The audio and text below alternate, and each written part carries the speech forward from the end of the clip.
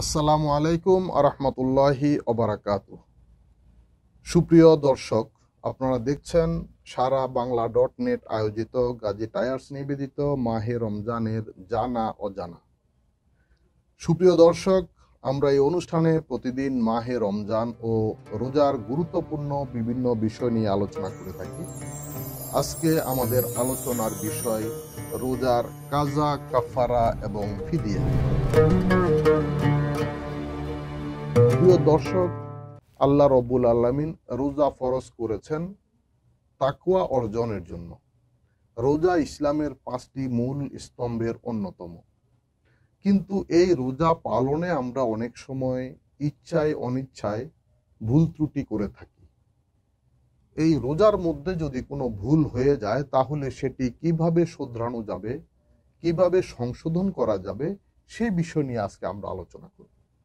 প্রিয় দর্শক, আমরা জানি রোজার মধ্যে প্রথমত রয়েছে রমজান মাসে ফরজ রোজা, এবং এছাড়াও রয়েছে মান্নতের ওয়াজিব রোজা, এছাড়া রয়েছে কাজা রোজা, এবং রয়েছে বছরে বিভিন্ন সময় সুন্নাত এবং নফল রোজা, যেমন শাওয়াল মাসে 6টি সুন্নাত রোজা, আশুরা বা 10ই মুহররমের সুন্নাত রোজা, এবং প্রতি সোমবার এবং প্রতি বৃহস্পতিবার নবীজির আমলকৃত সুন্নাত রোজা, প্রতি মাসের 13, 14 এবং 15 তারিখ আইয়ামে বীদের বিশেষ সুন্নাত রোজা, এবং আরো অন্যান্য রোজা রয়েছে।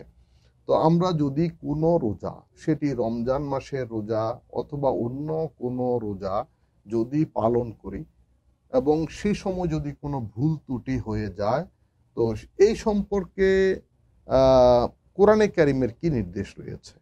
কোরআনে কারিমে আল্লাহ রব্বুল আলামিন বলেছেন, ফামান কানা মারিজান আও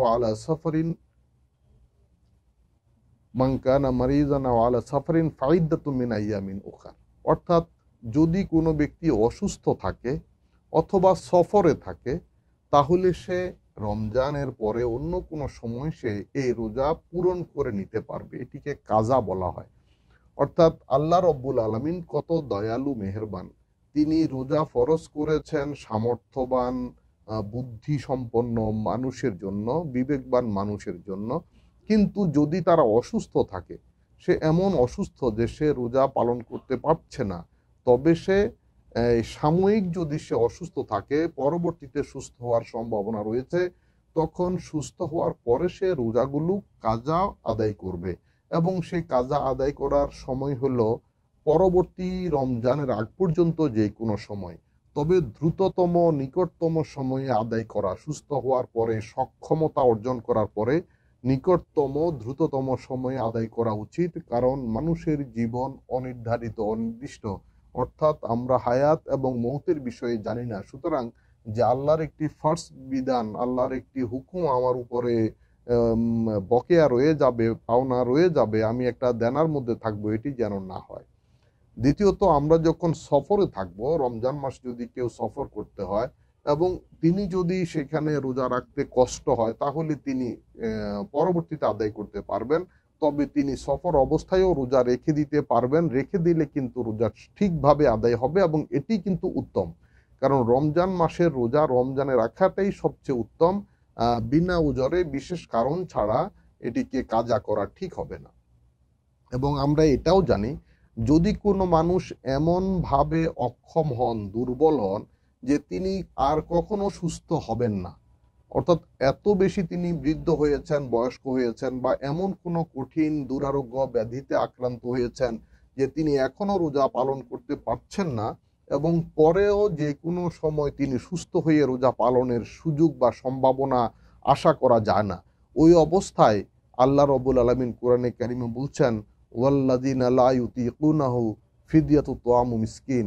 অর্থাৎ যারা রোজা রাখতে সক্ষম নয় এবং তারা সুস্থ কখনো হবেন না, এই অবস্থায় তারা ফিদিয়া দিবে, এবং সেই ফিদিয়া হলো মিসকিন বা অসহায় গরিব মানুষকে খাবার দেবে।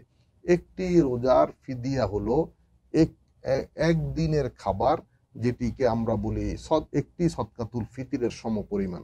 অর্থাৎ একজন মানুষ একদিন তার পানাহারের জন্য যতটুকু ব্যয় হয় বা খরচ হয়, সেই পরিমাণ যেটি হাদিসের ভাষায় এক সা, যেটি আমাদের বাংলা হিসাবে বা আমাদের এখন এই মেট্রিক পদ্ধতিতে 3 কেজি 300 গ্রাম বা 3.5 কেজি খাদ্য বা খাবার বিবরণ এসেছে। এবং এই খাবারের ধরনগুলোর মধ্যে রয়েছে খেজুর, কিশমিশ, পনির, যব, গম এবং আমাদের দেশীয় খাদ্য হিসাবে চাউল। অর্থাৎ এর যে কোনো একটি 3.5 কেজি পরিমাণ, অথবা যিনি যেই ধরনের খাবারে খাদ্য অভ্যস্ত বা যার দৈনিক খাবারের যে পরিমাণ ব্যয় হয় সেই পরিমাণ তিনি এই ফিদিয়া দিবেন গরিব মিসকিনকে। এখানে একটি বিষয় আমাদের খেয়াল রাখতে হবে। আমরা অনেকে মনে করি যে একজন ব্যক্তি রোজা রাখতে পারছেন না, তিনি অক্ষম, অসুস্থ, দুর্বল, তো তার রোজা আরেকজন রাখবে। আসলে এটি সঠিক নয়। একজনের রোজা আরেকজন রাখতে পারেন না, রাখবেন না। বরং যিনি রোজা রাখতে পারছেন না তার রোজা না রাখার পরিবর্তে ফিদিয়া দেয়া হচ্ছে, এবং ফিদিয়া যাকে দেয়া হবে তিনি রোজা রাখতে হবে এমন জরুরি নয়। মনে করুন আপনার পাশে এমন একজন গরিব মানুষ রয়েছেন যার বয়স 70-80 বা আরো বেশি, এবং তিনি অসুস্থ, তিনি নিজেও রোজা রাখতে পারছেন না। তিনি এত গরিব, তিনি অসুস্থ, চিকিৎসাও করতে পারছেন না, রোজাও রাখতে পারছেন না, এবং তিনি তো ফিদিয়া দেওয়ারও কোনো সক্ষমতা নাই।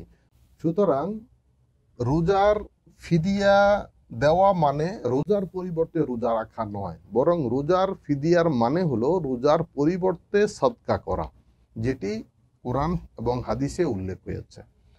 এবং আমরা যদি কেউ রোজা রেখে রোজা ভেঙে ফেলি, অর্থাৎ কেউ রোজা রেখেছে, একজন সাবালক প্রাপ্তবয়স্ক যার উপরে রোজা ফরজ হয়েছে, তিনি সুস্থ সবল সক্ষম, তিনি রোজা রেখেছেন, রোজা রাখার নিয়াত করেছেন, ইচ্ছা করেছেন, এবং তারপরে তিনি আবার কোনো উজর ছাড়া বিনা কারণে রোজা ছেড়ে দিয়েছেন, রোজা ভেঙে ফেলেছেন, তাহলে এই রোজার জন্য তাকে কাফারা আদায় করতে হবে। এবং একটি রোজার কাফারা হইল 60টি রোজা, অর্থাৎ তিনি 60টি রোজা রাখবেন ধারাবাহিকভাবে এবং একটি কাজাও আদায় করবেন, অর্থাৎ একটি রোজার পরিবর্তে 60টি কাফারা এবং একটি কাজা সহ মোট 61টি রোজা তাকে আদায় করতে হবে। এবং এই রোজাগুলো আদায় করতে হবে ধারাবাহিকভাবে, অর্থাৎ এর মাঝে কোনো বিরতি বা গ্যাপ দেয়া যাবে না। যদি বিরতি হয়ে যায়, কেউ যদি কাফারা রোজা আদায় করতে গিয়ে তিনি হয়তো 59 পর্যন্ত রোজা পালন করেছেন, তারপরে উনি বিরতি দিয়েছেন, গ্যাপ হয়েছে, তাহলে আবার তাকে 1 থেকে 60টি রোজা কিন্তু আদায় করতে হবে। এটি অত্যন্ত কঠিন একটি কাজ। প্রিয় দর্শক শ্রোতা, কাফারার ক্ষেত্রে আরেকটি তথ্য আমাদের জানা থাকা ভালো। একই রমজান মাসে যদি কোনো ব্যক্তি একাধিক রোজা ভঙ্গ করেন, একাধিক রোজা ভাঙেন, তাহলে এই এক সিজনের জন্য, এক রমজানের জন্য, এক বছরের জন্য তার একটি মাত্র কাফারা প্রযোজ্য হবে, মানে লাগাতার 2 মাস বা 60টি রোজা। আর তিনি যেই কয়টি ভঙ্গ করেছেন অনুরূপ তার সেই কয়টি কাজা আদায় করতে হবে। অর্থাৎ কেউ যদি একটি রোজা ভাঙ্গেন তার পরিবর্তে হবে 61, যদি কেউ 2টি রোজা ভাঙ্গেন তার হবে 62, যদি কেউ 3টি রোজা ভাঙ্গেন তার হবে 63, যদি কেউ 4টি রোজা ভাঙ্গেন 64, এভাবে কেউ যদি 30টি রোজাও ভাঙ্গেন তার 60 প্লাস 30 অর্থাৎ 90টি হবে।